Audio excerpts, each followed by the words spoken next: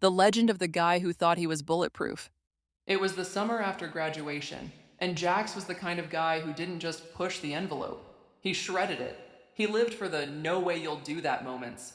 We were at Miller's Creek, the spot with the old oak, a twisted tree hanging over a drop that looked way steeper than it actually was. Most of us were just chilling, drinking lukewarm sodas and dreading move-in day at college. But Jax, he gets that glint in his eye.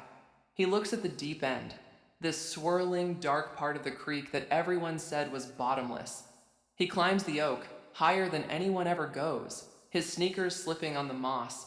He looks down at us and shouts, "If I don't come up in 10 seconds, tell my mom I loved her Ford Mustang." The whole group is screaming at him to get down. I'm yelling, "Jax, man, there's literal jagged rocks down there, don't be an idiot." But he just gives us this cocky, crooked grin, salutes us like he's in some action movie, and launches.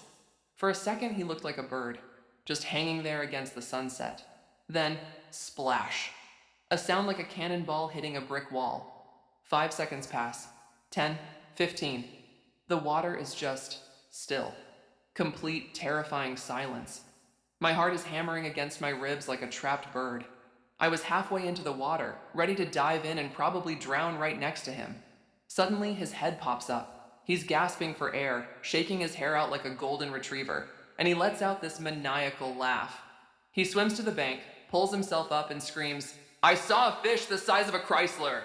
He ended up with a massive purple bruise across his entire chest, and a lecture from the park ranger that lasted 45 minutes. But honestly, every time we see a no swimming sign now, we just look at Jax and start chanting, "Chrysler, Chrysler, Chrysler."